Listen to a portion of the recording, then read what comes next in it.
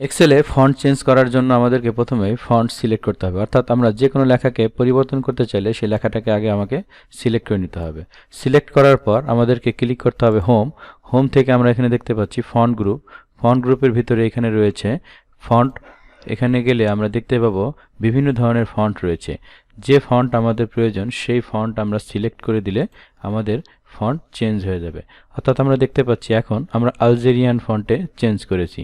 যদি আমরা চাই অন্য কোনো ফন্টে দিতে, সেক্ষেত্রে আমরা এখানে সিলেক্ট করে অন্য একটি ফন্ট সিলেক্ট করলে আমাদের ফন্ট চেঞ্জ হয়ে যাবে। এরপরে আমরা এক্সেলের ফন্ট সাইজ পরিবর্তন করব। তো ফন্ট সাইজ পরিবর্তন করার জন্য আমাদেরকে প্রথমেই লেখাটাকে সিলেক্ট করতে হবে।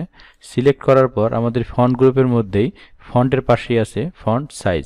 এখানে ক্লিক করলে আমরা এখানে দেখতে পাবো বিভিন্ন সাইজ রয়েছে। তো আমাদের স্ট্যান্ডার্ড সাইজ হচ্ছে 12। তো আমরা চাইলে পরবর্তীতে প্রয়োজনে আমরা 14, 16 বা আরও একটু বাড়াতে পারি ফন্ট সাইজ। তো আমি এখানে ফন্ট সাইজ 18 করে দিলাম। আমরা দেখতে পাচ্ছি ফন্ট সাইজ আগের থেকে একটু বড় হয়ে গিয়েছে। আবার যদি আমরা ফন্ট সাইজে আগের সাইজে চলে যেতে চাই, তো সেক্ষেত্রে আমাদেরকে এখানে ক্লিক করতে হবে এবং এখানে আমরা যে সাইজ সিলেক্ট করব সেই সাইজটি এখানে হয়ে যাবে।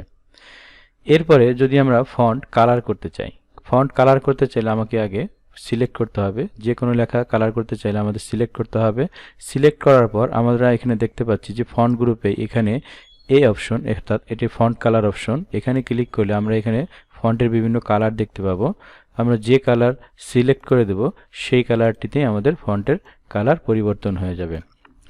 এবং যদি আমরা আগের ঠিক সেই ব্ল্যাক কালার বা অটোমেটিক যে কালারটি থাকে সেটিতে পরিবর্তন করতে চাইলে আবার আমরা এই অপশনে ফন্ট কালার অপশনে ক্লিক করে অটোমেটিক ক্লিক করলে আমাদের ফন্ট কালার আগের অবস্থায় অর্থাৎ ব্ল্যাক কালারে হয়ে যাবে। তো আমরা এই হোম মেনুতেই এই ফন্ট যে গ্রুপ রয়েছে, গ্রুপ আইকন অর্থাৎ ডাউন অ্যারো যে টুলবক্স আইকন, এখানে ক্লিক করলেই আমাদের ফরম্যাট সেল নামক একটি ডায়লগ বক্স চলে আসবে, যেখান থেকে আমরা ফন্ট চেঞ্জ এবং ফন্টের সাইজ পরিবর্তন, ফন্টের কালার পরিবর্তন এবং ফন্টের রেগুলার মোড বা ইটালিক, বোল্ড, এগুলো আমরা কাজগুলো এখান থেকে করতে পারবো। এবং এখান থেকে কাজ করে আমরা ওকে দিলে আমাদের সেই ক্যাটাগরিতে পরিবর্তন হয়ে যাবে।